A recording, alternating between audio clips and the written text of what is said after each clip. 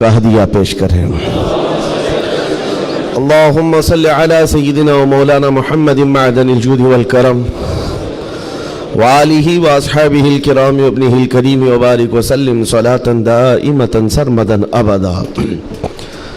عزیزان گرامی وقار، ایک حدیث پاک ہے، رسول گرامی وقار صلی اللہ تعالی علیہ وسلم ارشاد فرماتے ہیں، ایمان کی حلاوت، ایمان کی لذت، ایمان کی جو شیرینی ہے، مٹھاس ہے، آپ کو ملی ہے یا نہیں ملی ہے یہ میں نہیں بتا سکتا ہوں، لیکن اگر پانا ہے اس کی لذت، اس کی حلاوت، ایمان کی مٹھاس ہوتی کیسے ہے، اس کے لیے حضور پاک صلی اللہ علیہ وسلم نے 3 علامتیں بتائی ہیں۔ جس شخص کے اندر یہ 3 باتیں آ جائیں تو پھر وہ ایمان کی لذت محسوس کر سکتا ہے، ایمان کی مٹھاس اسے مل سکتی ہے۔ ایمان جو ہے صرف داڑھی ٹوپی کا نام نہیں ہے، جبہ کرتے کا نام نہیں ہے، ایمان صرف جھنڈا لے کر گھومنے کا نام نہیں ہے، ایمان ایک الگ کیفیت ہے جس کا سرور بندے کو ملتا ہے، جس کی لذت اور جس کی شیرینی کو وہ بتا نہیں سکتا، اور وہ کیسے حاصل ہوتی ہے؟ 3 چیزیں میرے آقا فرماتے ہیں۔ پہلی چیز، اللہ اور اس کے رسول سے سب سے زیادہ محبت کرتا ہوں، پہلی چیز۔ اور دوسری چیز یہ ہے کہ جس سے بھی محبت کرتا ہے دنیا میں وہ صرف اللہ اور اس کے رسول کے لیے کرتا ہے۔ تیسری چیز ہے، کفر میں واپس لوٹنے کو اتنا سخت سمجھتا ہو جیسے آگ میں ہاتھ ڈالنے کو سخت سمجھتا ہو۔ آگ میں ہاتھ ڈالنا کسی کے لیے آسان ہوگا، لیکن کفر و شرک کی طرف جانے کو سخت ناپسند کرتا ہو۔ یہ 3 چیزیں اگر تمہارے اندر آ گئی تو ایمان کی لذت مل جائے گی، ایمان کی مٹھاس مل جائے گی۔ زندگی میں سب سے زیادہ پرائیورٹی کس چیز کو ہو؟ اللہ اور اس کے رسول کو۔ دوسری چیز، دنیا میں جس سے بھی تعلق بنے گا وہ صرف اللہ اور اس کے رسول کے لیے بنے گا۔ تیسری چیز، کفر کی طرف کبھی لوٹنا پسند ہرگز نہ کرے، بلکہ کفر کا نام سنتے ہی اس کے اندر ایسی ہیبت آ جائے کہ میں آگ میں ہاتھ ڈالنا تو پسند کروں گا لیکن کفر کی طرف ہرگز نہیں جا سکتا۔ یہ 3 چیزیں تمہارے اندر ہیں یا نہیں، آپ آبزرو کر لیں، خود آپ اس کا احتساب کر لیں کبھی بیٹھ کر کے کہ میں زندگی میں سب سے زیادہ کس سے محبت کرتا ہوں۔ اگر اللہ اس کے رسول سے سب سے زیادہ محبت کرتے ہو تو اس کا مطلب ہے کہ پہلی چیز تمہارے اندر آ گئی ہے۔ اور اپنے تعلقات کو دیکھ لو، جس سے بھی آپ کے تعلقات ہیں وہ اللہ اس کے رسول کی رضا کے لیے ہے تو دوسری چیز بھی تمہارے اندر ہے۔ اور تیسری چیز بہت امپورٹنٹ ہے جو اس زمانے کے لیے ہے، کفر کی طرف لوٹنا اتنا ناپسند کرتا ہو جتنا آگ میں جانا بھی ناپسند نہ کرتا ہو۔ یعنی آگ میں جانا جتنا اس کے لیے ناپسند ہے اس سے زیادہ کفر میں جانے کو ناپسند کرتا ہو۔ یہ چیز اگر آپ کے اندر ہے تو میرے عزیزو ایمان کی لذت مل جائے گی، ایمان کی مٹھاس مل جائے گی۔ اس دور کے حالات کے اعتبار سے میں اگر اب بات کروں، قرآن کی آیت تو 1400 سال سے یہ اعلان کر رہی ہے، وَمَنْ يَبْتَغِي غَيْرَ الْإِسْلَامِ دِينًا فَلَنْ يُقْبَلَ مِنْهُ۔ اسلام کے علاوہ کسی بھی دین کی طرف تم منہ بھی لگائے، توجہ بھی کیے تو قیامت کے دن پھر وہ سب سے بڑے گھاٹے میں ہوں گے، ہرگز قبول نہیں کیا جائے گا۔ میں بات یہاں سے شروع کرتا ہوں کہ آج لوگوں نے اس کو ہلکے میں لینا شروع کر دیا، چاپلوسی کرتے کرتے، خوشامد دوسروں کی واہواہی حاصل کرنے کے لیے کبھی پوجا پاٹ میں بھی شریک ہو گئے، کبھی ان کی رضا حاصل کرنے کے لیے ان کی محفل میں بھی بیٹھ گئے، اللہ اس کے رسول کو چھوڑ دیا۔ تمہارے دین میں کمی کس بات کی ہے؟ کتوں کو راضی کرنے کے لیے شیر کبھی کتا نہیں بنتا۔ ایک بات یاد رکھو، رسول پاک صلی اللہ تعالیٰ علیہ وسلم کا جو سپاہی ہے وہ ہر گھڑی ہر میدان میں سپاہی ہے۔ اسے کس چیز کی کمی ہے؟ کس چیز کی کمی ہے؟ جو عزت ملی ہے وہ نام مصطفیٰ سے ملی ہے۔ ایک صحابی ہیں حضرت نعمان، ایک بادشاہ کے ہاں گئے تھے ایمبیسیڈر بن کر کے، ترجمان حضور کے قاصد بن کر گئے تھے، بہت دور ملک تھا، میرے آقا مدینے میں ہیں، لیکن جانتے ہو اس بادشاہ نے آپ کے آنے کے لیے ریشم کا قالین بچھایا، سونے کی کرسی لگائی، لیکن وہ صحابی رسول جیسی آئے اپنی تلوار سے انہوں نے ریشم کے قالین کو پھاڑ دیا، زمین پر چلنے لگے۔ और कुर्सी जब सोने की कलाई की हुई कुर्सी बिछाई गई उनके लिए, बादशाह ने बहुत इज्जत दिया कि मोहम्मद अरबी का कासिद आया है, सफीर आया है, लेकिन उन्होंने कुर्सी को भी ठुकरा दिया, कहा मुझे दूसरी कुर्सी लाओ। क्यों? सिर्फ इसलिए उस बादशाह ने पूछा कि इतना ज्यादा गुरूर है अरब वालों में, इतना ज्यादा एटीट्यूड है मोहम्मद अरबी के गुलामों में, उनके सफीरों में। साहबी रसूल ने कहा नहीं, ना ये गुरूर है ना ये तकब्बुर है। मेरे आका सल्लल्लाहु ताला अलैहि वसल्लम ने फरमाया रेशम का इस्तेमाल मर्द के लिए हराम है, सोने का इस्तेमाल मर्द के लिए हराम है। तो मैं मदीने में रहूं तब भी गुलाम हूं, दुनिया में कहीं पर रहूं तब भी मैं गुलाम हूं। उन्होंने पास और लिहाज रखा है निस्बत रसूल का। तो फिर वक्त के बादशाहों को भी उन्होंने झुकने पर मजबूर किया है। किस चीज की कमी है मुसलमानों तुम्हारे पास? कौन सी दौलत की कमी है? सबसे बड़ी दौलत तो तुम्हारे पास ये है। आज तक एक बहुत बड़ी बात मैं बताऊं आपको, यह आपकी मस्जिद के इमाम हैं, मोहब्बत चाहे जितनी भी करते हो आप इनसे, अकीदत जितनी भी करते हो, एक दिन इनसे कह देना मौलाना अब्दुल करीम अपने बाप का नाम लेकर लोगों को रुकू में झुका के दिखाए। लोगों को अल्लाह अकबर कहने की बजाय अपने बाप का नाम या बादशाह का नाम लेकर सजदे में झुका करके दिखाए। कोई झुक सकता है? अरे बादशाह वक्त भी यहां आकर खड़ा हो जाए और कहे मेरे नाम से झुक जाओ, मजाल है कोई एक भी पेशानी झुकेगी? नहीं झुकेगी। हाँ, अगर एक कमजोर किसान का बच्चा भी हाफिज कुरान हो और आकर मुसल्ले पर सिर्फ अल्लाह का नाम ले, सबकी पेशानियां झुकती। ये खासा है इस कौम का कि इस कौम को अगर झुकाया जा सकता है तो सिर्फ अल्लाह के नाम पर, बाकी किसी के नाम पर ये पेशानी नहीं झुकती है। और आपको पता है आज के दौर का ये भारत तो छोटा है, अखंड भारत जिस पर अकबर बादशाह राज करता था, जिसमें अफगानिस्तान तक की सीमाएं आती थी, उस दौर में डिक्टेटर रूल है, कोई इलेक्शन वाला बादशाह नहीं है। 40 साल तक बैठा हुआ बादशाह जब नया दीन लेकर के आया, और उसका नाम भी अकबर था, नमाजें भी उसने इस तरह बनाई कि बादशाह के नाम पर रुकू होगा, सजदा होगा।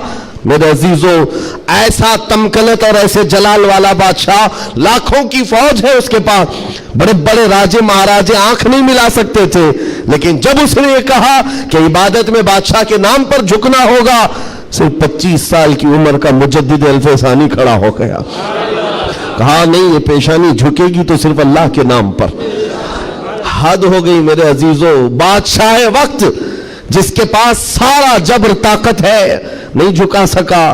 और झुकाने के लिए उसने एक बार क्या किया, दरबार में इतना छोटा सा दरवाजा बनाया कि आने वाला झुक कर के ही आए, जो भी दरबार में आए वो झुक कर, सीधा आ नहीं सकता था, इतनी चौखट छोटी बना दी।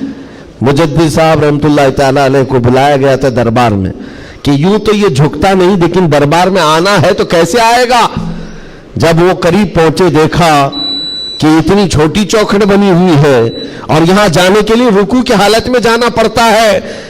वो अल्लाह रब्बुल इज्जत का ऐसा बंदा, रसूल पाक का सिपाही, अपने दीन का मुहाफिज, देखता है जाना है ठीक है जाएंगे, लेकिन जिस वक्त दाखिल होना था वो न झुके, न ही रुकू किया, न ही पेशानी झुकाई, पहले पैर अंदर डाल दिया, पैर अंदर डाल दिया। जैसे सामने लोगों ने देखा कि लोग पेशानी पहले अंदर डाल करके आते थे, और यह आलिम दीन है कि पैर अंदर डाल करके आ रहा है। यहां जैसी आए तो लोगों ने यह ऐलान किया कि बादशाह की बड़ी तौहीन हुई, बादशाह की बड़ी तौहीन हुई, पांव दिखा करके आ रहा है ये मौलवी, कदम दिखा करके आ रहा है। आपने कहा बादशाह की तौहीन मैंने नहीं की, बादशाह ने खुद अपनी तौहीन करवाई है, उसे खुद पैर पसंद थे इसलिए दरवाजा छोटा किया। अजीजान गिरामी वक़ार, तुम्हारे पास किस चीज की कमी है? अल्लाह ताला ने यह खुसूसियत अता की है, ये पेशानी कभी किसी गैर के सामने नहीं झुकती है, नहीं झुकती है। करोड़ों के सामने थोड़ी ताकत और कुव्वत की पूजा करने वाली ये कौम नहीं है।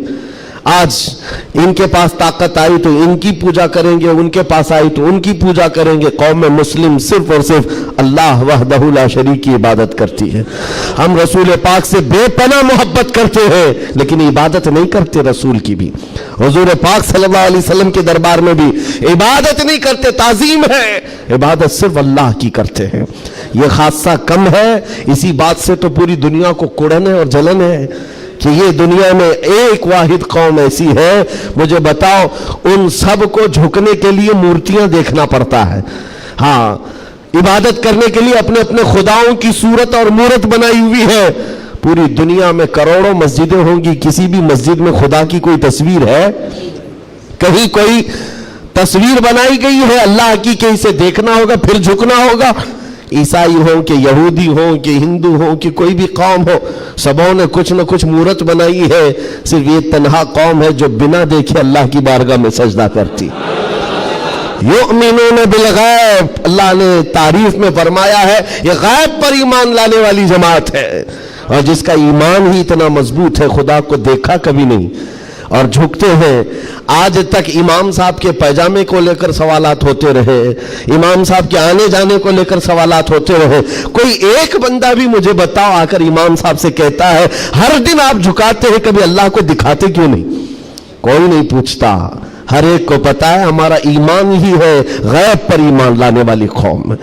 عزیزان گرامی وقار، اب میں آگے بات کرتا ہوں، جب اتنی خصوصیات تمہارے پاس ہے تو پھر اگر چہرہ کسی اور کی طرف جائے تو میں سمجھتا ہوں دنیا کا بدترین آدمی ہے، بد نصیب آدمی ہے، جس کو اللہ نے سب سے بڑی نعمت دی تھی اور وہ ٹھکرا کر کے دوسروں کی جھولی میں چلا گیا۔ اسی لیے قرآن کہتا ہے وَمَن يَبْتَغِ غَيْرَ الْإِسْلَامِ دِينًا فَلَن يُقْبَلَ مِنْهُ، جو اسلام کے علاوہ کسی دوسرے دین کی طرف پھر گیا قیامت کے دن ہرگز اسے قبول نہیں کیا جائے گا۔ وَهُوَ فِي الْآخِرَةِ مِنَ الْخَاسِرِينَ، وہ آخرت میں بہت بڑے گھاٹے میں ہوگا۔ میں ایک مثال دیتا ہوں آپ کو، ایک جو گھٹنا گھٹی ہے، ایک حادثہ مکہ مکرمہ کا، ایک حادثہ جو لکھا ہوا ہے کتابوں میں۔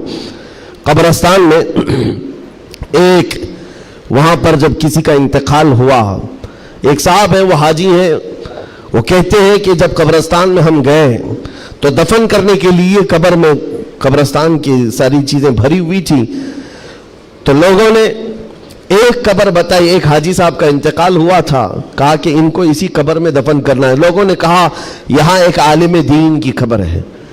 اب مکہ مکرمہ کے قبر ایسے ہیں کہ 6 مہینے سال بھر کے بعد کھل جاتے ہیں، اور ممبئی والوں کو سمجھانے کے لیے آسان بھی ہے کہ یہاں پہ بھی کھول دی جاتی ہیں، جگہ کی قلت ہے۔ تو جب دفن کرنے کے لیے اس عالم دین کی قبر کھولی گئی تو وہاں وہ عالم دین نہیں ہے، وہ ایک جوان لڑکی سوئی ہوئی ہے، ایک نوجوان لڑکی ہے۔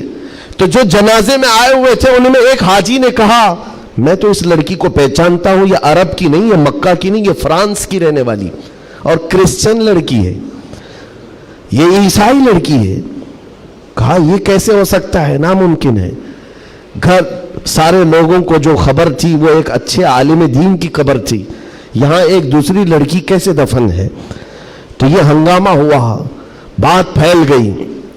اس کے بعد تحقیق کرنے لگے، جو علماء تک بات گئی تو علماء نے کہا کہ اگر یہ جو بندہ کہہ رہا ہے کہ یہ فرانس کی رہنے والی، یورپ کی رہنے والی لڑکی یہاں پر ہے، تو معلوم کرتے ہیں کہ وہاں حقیقت میں یہ لڑکی، اس کی شکل، تو کچھ لوگ ایک وفد کی شکل میں یورپ گئے ہیں اس حاجی صاحب کے ساتھ، جنہوں نے یہ پتہ بتایا تھا یہ لڑکی کو میں جانتا ہوں۔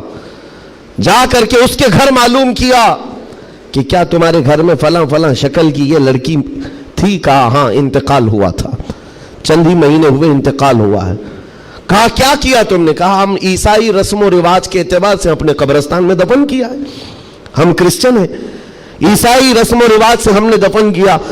تو جو گیا تھا وفد، اس نے پوچھا کہ کچھ اس کی عجیب چیزیں تھی؟ تو لوگوں نے کہا کہ ہاں ایک چیز تھی، ہمیں اندازہ ہو گیا تھا کہ وہ اسلام لا چکی تھی، ہم نے اس کو مارا توڑا، بہت کچھ کیا ہے۔ تو پھر یہ بات خبر پھیلی اس لڑکی کے اسلام لانے کی، تو مقامی علماء کو پوچھا گیا، ایک عالم دین نے کہا ہاں وہ لڑکی دل و جان سے اسلام کو قبول کرتی تھی اور پیارے حبیب صلی اللہ علیہ وسلم سے بے پناہ محبت کرتی تھی، اور گھر والوں کے ظلم و ستم کو سہ نہ سکی، جان دے گئی اور مر گئی۔ لیکن ہم مجبور تھے، گھر والوں سے ہم کچھ نہیں کر سکتے تھے، لیکن اس لڑکی نے ایک مرتبہ کہا تھا کہ میرے مرنے کے بعد میرے آخری رسم و رواج اسلام کے مطابق ہو، ہم نہیں کر سکے کیونکہ خفیہ طور پر وہ مسلمان تھی، ہم ایکشن نہیں لے سکتے تھے۔